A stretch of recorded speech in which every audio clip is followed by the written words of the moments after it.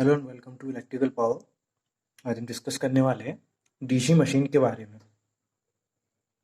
तो आज हम डिस्कस करेंगे बेसिक इंट्रोडक्शन के बारे में कि हमारी डीसी मशीन होती क्या है और किस तरीके से कितने टाइप की होती है ना। तो चलिए स्टार्ट करते हैं। So DC machine is an electromechanical energy conversion device. So there are two type of DC machine. Okay, तो जो डीसी मशीन हमारी होती है वो क्या होती है? इलेक्ट्रोमैकेनिकल एनर्जी कन्वर्जन डिवाइस होती है। इलेक्ट्रोमैकेनिकल का मतलब है वो क्या करेगी, हमारी इलेक्ट्रिक एनर्जी को मैकेनिकल एनर्जी में कन्वर्ट कर सकती है और मैकेनिकल एनर्जी को इलेक्ट्रिकल एनर्जी में कन्वर्ट कर सकती है। ओके, तो इस हिसाब से ये जो होती है वो दो टाइप की होती है। DC machine are of two types. So one is DC generator and other one is known as DC motor. Okay, तो दो टाइप की हैं, डीसी जनरेटर और डीसी मोटर। जनरेटर जनरेटर समझ में आ रहा है कि वो क्या करेगा, जनरेट करेगा। तो डीसी जनरेटर का क्या काम होता है, वो कन्वर्ट करता है हमारी मैकेनिकल पावर जो होती है उसको डीसी इलेक्ट्रिकल पावर में कन्वर्ट करके देता है। और जो हमारी डीसी मोटर होती है वो हमारी इसका जस्ट अपोजिट करती है। मतलब ये क्या करेगी, डीसी इलेक्ट्रिकल पावर इसमें इनपुट पे देंगे हम, आउटपुट पे हमें मैकेनिकल पावर मिलेगी।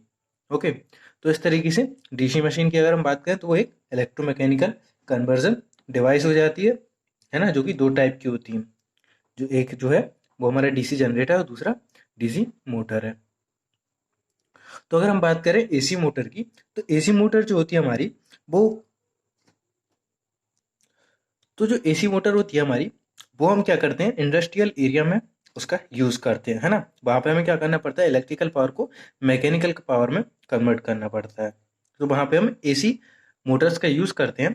But at the places where the wide range of speeds and good speed regulation is required, like in traction system और डीसी मोटर इज यूज्ड। मतलब उन जगहों पे जहाँ पे हमें क्या करना है, एक वाइड रेंज ऑफ स्पीड चाहिए और गुड स्पीड रेगुलेशन चाहिए, जैसे कि ट्रैक्शन सिस्टम वगैरह हो गया, तो वहां पे हम क्या करते हैं, डीसी मोटर्स का फिर हम वहां पे हम यूज करते हैं।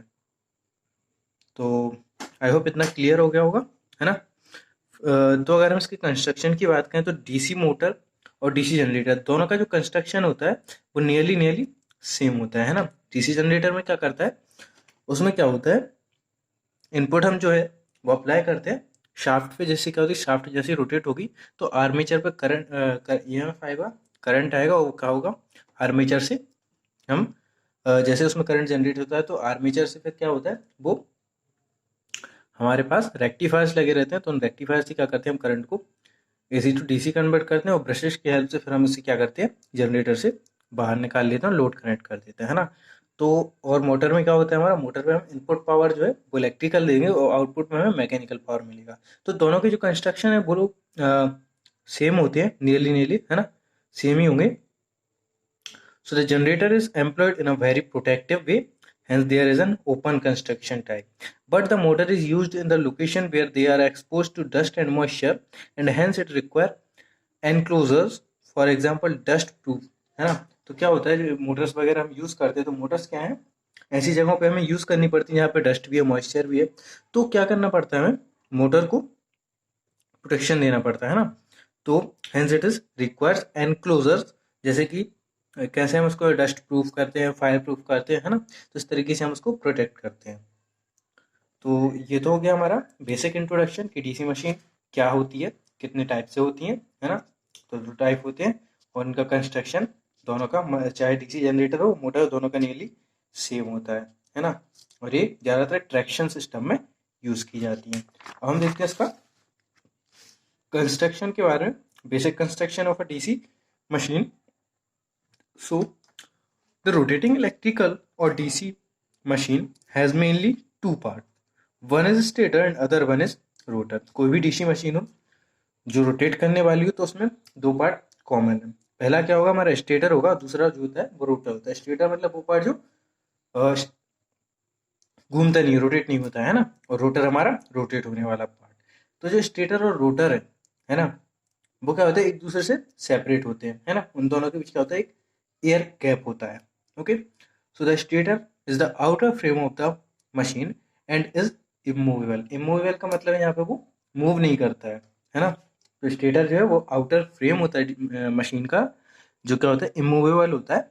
The rotor is free to move and is the inner part of the machine. Rotor हमारा कैसा होता है, फ्री होता है घूमने के लिए, और इसका जो इनर पार्ट होता है वो कहलाता है, मतलब ये क्या होता है, मशीन का इनर पार्ट होता है, अंदर होता है स्टेटर के, है ना। So both the stator and rotor are made up of ferromagnetic materials.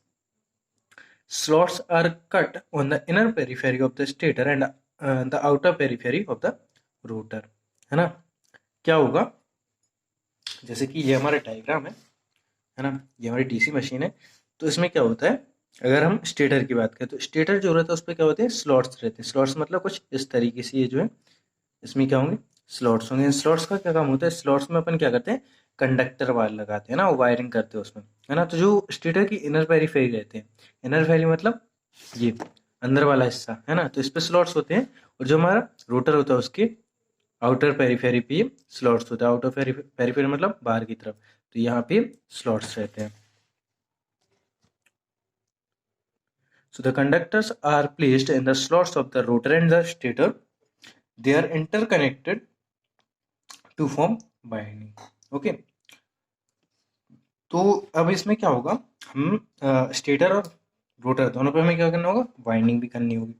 तो वाइंडिंग करने के लिए हम क्या करते हैं, the winding through which a current is passed to produce the main flux. दो टाइप की वाइंडिंग होती है इसमें, एक तो होती है फील्ड वाइंडिंग और दूसरी जो हमारी होती है वो होती है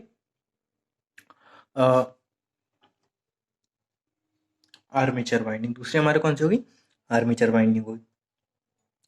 तो फील्ड वाइंडिंग हमारी जो होती है वो हमारी मेन फ्लक्स प्रोड्यूस करती है ना। अगर हम डीसी मशीन की बात करें तो डीसी मशीन हमारी जनरेटर होगा और मोटर होगी। तो उसमें हम स्टेटर जो होता है उस पर क्या होता है, मेन वाइंडिंग होती है ना, फील्ड वाइंडिंग होती है, जो कि क्या करती है, मेन फ्लक्स प्रोड्यूस करती है। ओके।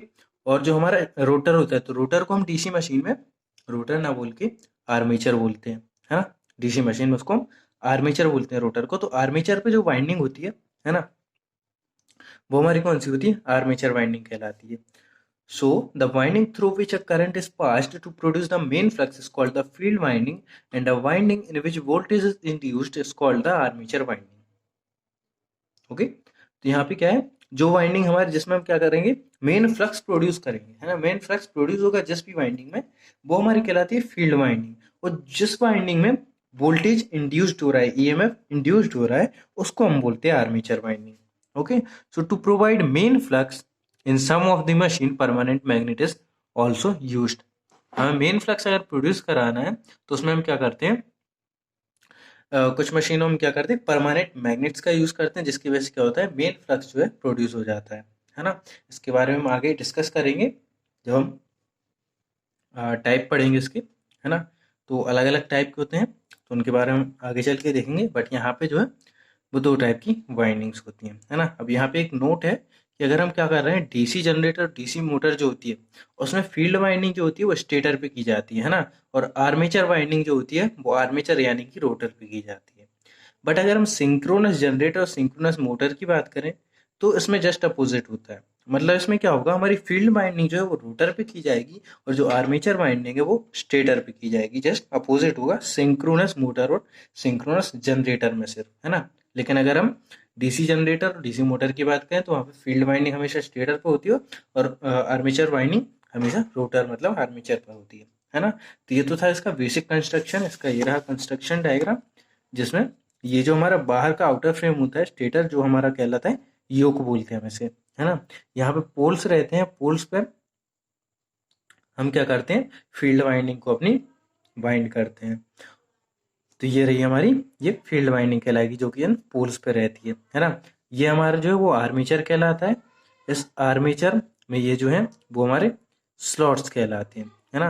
और यहाँ पे हम क्या करते हैं, कंडक्टर्स लगाते हैं। तो ये कंडक्टर्स इन स्लॉट में लगाते हैं, तो इन्हें हम बोलते हैं आर्मेचर कंडक्टर, जो कि क्या करते हैं, हमारी वाइंडिंग को कैरी करते हैं फिर, है ना।